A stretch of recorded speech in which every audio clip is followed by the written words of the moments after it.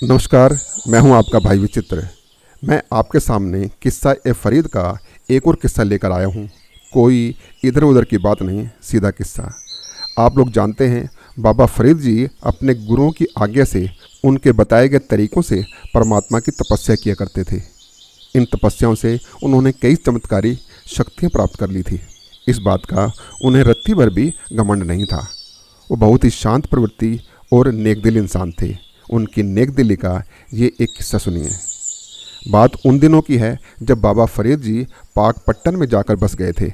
वो परमात्मा की बंदगी किया करते थे और परमात्मा के दिखाए गए रास्तों पर चलने का उपदेश दिया करते थे। एक दिन ये अपनी बारगाह में बैठे थे।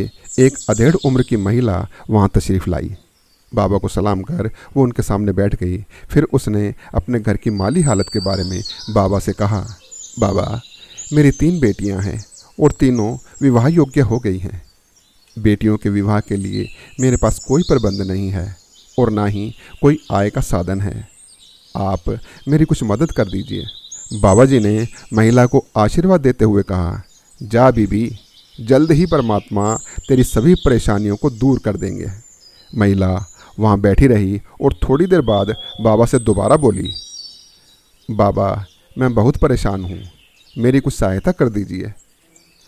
बाबा ने कहा, ज़रूर बीबी, मैंने कहा ना, परमात्मा तेरी सभी परेशानियों को जल्द दूर कर देंगे।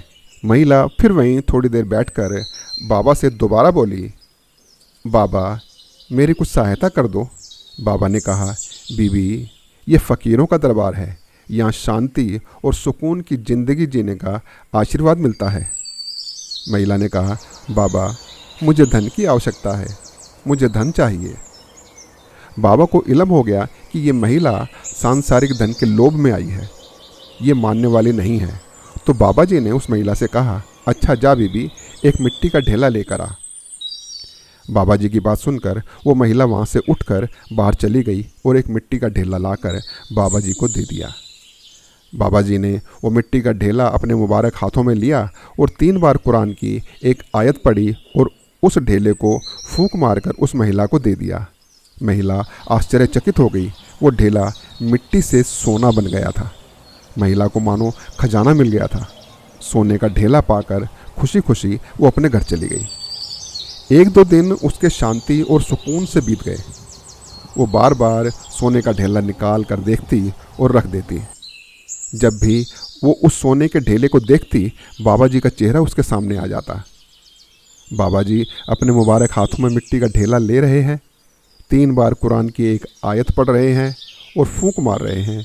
मिट्टी सोना बन रही है।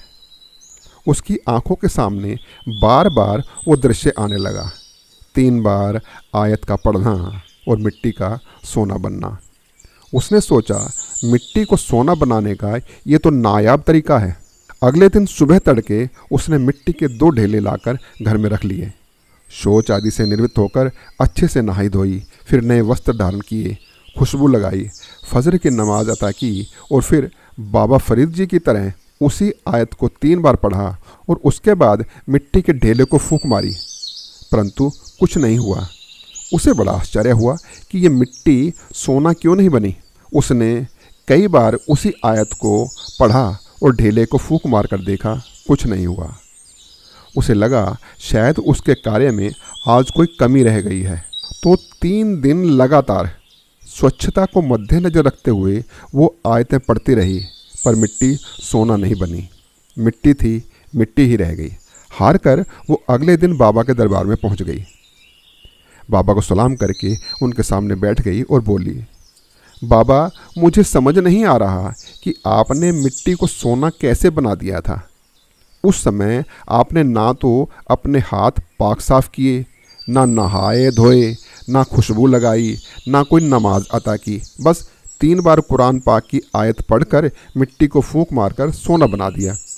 जबकि मैं 3 दिन लगातार अच्छी तरह से नहाई धोई, नए वस्त्र पहने, खुशबू लगाई, फजर की नमाज अता करके आपने जो आयत पढ़ी थी वही आयत मैंने 3 बार पढ़ी, कई बार पढ़ी, बार बार पढ़ी, पर मिट्टी सोना नहीं बनी। क्यों बाबा? बाबा ने शांति से उस महिला की बात सुनी। उनकी आंखों से आंसू बहने लगे। महिला को यह देखकर आश्चर्य हो रहा था। वो बाबा की तरफ देखती रही। बाबा ने महिला की ओर देखा और लगभग रोते हुए बोले, कुछ नहीं बीबी, तेरे और मेरे में कोई अंतर नहीं है। तूने भी वही किया है जो मैंने किया था। बस तेरे मुंह पर तो परमात्मा का नाम था, लेकिन तेरे भीतर सफाई नहीं थी। वहाँ लालच बैठा हुआ था। तूने 3 दिन अपने घर, आंगन और अपने शरीर की साफ सफाई तो कर ली, परंतु तेरे भीतर और मेरे भीतर परमात्मा बसा हुआ है। जहाँ परमात्मा बसता है वहाँ की साफ सफाई तो रखनी होगी ना। वो अपने प्यारे बच्चों पर रहम करता है, खुशियाँ प्रदान करता है। वो ही तेरी सारी मुरादें पूरी करेगा। तुझे कुछ मांगने के लिए किसी फ़कीर के पास जाने की ज़रूरत नहीं पड़ेगी। महिला एकटक बाबा को देख रही थी। बाबा की प्यारी बातों का अमृत उस महिला पर ऐसा बरसा कि वो महिला उस अमृत में सराबोर हो गई। परमात्मा से खुशियाँ पाने का उसे रास्ता मिल गया था। महिला अपने घर चली गई और घर जाते ही उसने उस सोने के टुकड़े को ज़मीन खोदकर उसमें दफन कर दिया।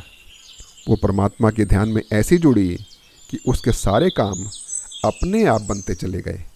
उसे कभी किसी वस्तु की चाह में किसी फ़कीर के दरबार में नहीं जाना पड़ा।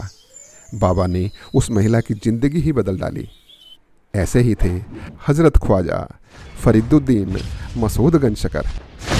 ऐसी ही और वीडियो लेकर जल्द आ रहा हूँ। आपसे मिलने वाले प्यार का बहुत बहुत धन्यवाद। नमस्कार।